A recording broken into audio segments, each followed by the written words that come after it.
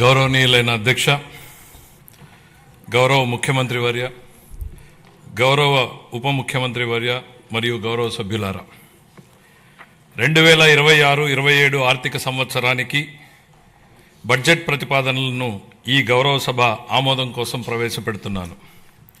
ఈ బడ్జెట్ ఒట్టి జమా ఖర్చుల లెక్క మాత్రమే కాదు, 5 కోట్ల రాష్ట్ర ప్రజల ఆశలు ఆకాంక్షలను నెరవేర్చేందుకు ఉద్దేశించిన రోడ్ మ్యాప్ ఇది. వరుసగా 3వ బడ్జెట్ సమర్పించడం నాకు దక్కిన అపూర్వమైన గౌరవం. ఈ అవకాశం ఇచ్చిన ముఖ్యమంత్రి చంద్రబాబు నాయుడు గారికి సర్వదా కృతజ్ఞుడిని. మా దృష్టిలో బడ్జెట్ అంటే కేవలం పద్దుల ప్రకటన కాదు, ఇది అంకెలకు అతీతం. రాష్ట్ర అభివృద్ధి, ప్రజా సంక్షేమాల్ని జోడెద్దుల బండిలా పరుగులు పెట్టించాలన్న మా దృఢ సంకల్పాన్ని బలంగా చాటి చెప్పే ఒక ప్రకటన. ఈ బడ్జెట్ సాగునీటి కోసం ఎదురుచూసే రాయలసీమ రైతుల కలల్ని సాకారం చేసేది, అవకాశాల కోసం ఎదురుచూస్తున్న శ్రీకాకుళం జిల్లాలోని యువ పట్టభద్రులకు గుండె నిబ్బరాన్నిచ్చేది, భవిష్యత్తుపై కొండంత ఆశతో కుటుంబాన్ని నడిపిస్తున్న నెల్లూరు గృహిణికి భరోసానిచ్చేది, కోస్తాలోని మహిళా పారిశ్రామికవేత్తలతో స్ఫూర్తిని నింపేది. దీనిలో ప్రతిపాదించే ప్రతి రూపాయి రాష్ట్ర ప్రజల ఆశలు ఆకాంక్షలను సాకారం చేసేందుకు ఉద్దేశించింది. గత ప్రభుత్వ విధ్వంసకర పాలన చేసిన లోతైన గాయాలు, మిగిల్చిన చేదు అనుభవాలు మనం ఏం చేయకూడదో నిరంతరం గుర్తు చేస్తున్నాయి.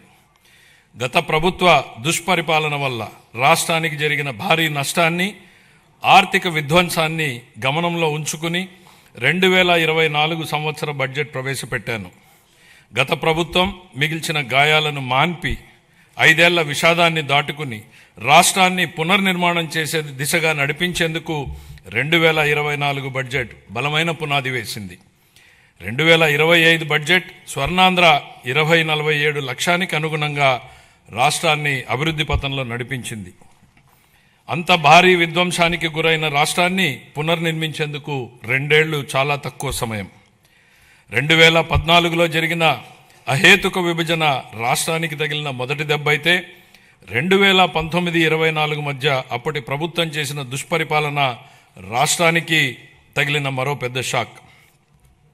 గత ప్రభుత్వం చేసిన ఆర్థిక విధ్వంసం, అపసవ్య విధానాలు, పాలకుల అసమర్థత రాష్ట్రాన్ని మరింత ఇబ్బందుల్లో కూరుకుపోయేలా చేశాయి.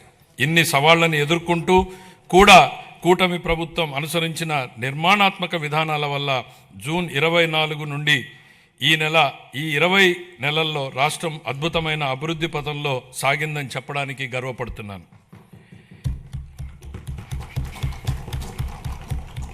ఇప్పటి వరకు మనం ఏం సాధించాం, ఇప్పుడు ఎక్కడున్నాం, ఇంకా చేయాల్సిందేంటి అన్న అంశాల్ని కూలంకషంగా ముదింపు చేసుకుని ఈ బడ్జెట్ని రూపొందించాం. అటు ఉత్తరాంధ్ర నుంచి ఇటు రాయలసీమ వరకు ప్రజల జీవితాల్లో గొప్ప మార్పు తేవడం ఈ బడ్జెట్ ఉద్దేశం.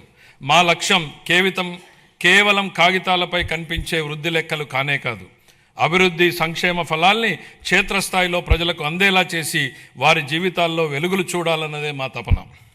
విధ్వంసం నుంచి వికాసం దాకా 24 జూన్ నుండి ఇప్పటిదాకా సాగిన అభివృద్ధి ప్రయాణం నిజంగా అద్భుతం.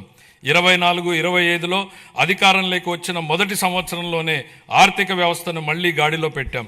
19-24 మధ్య 10.3% పడిపోయిన ఆర్థిక వృద్ధి రేటుని 24-25లో 11.75% పెంచాం. 25-26లో ఎదురైన అనేక భౌగోళిక ఆర్థిక అనిశ్చితులను సృష్టించిన ప్రతికూల ప్రభావాల వల్ల ప్రపంచ ఆర్థిక వ్యవస్థ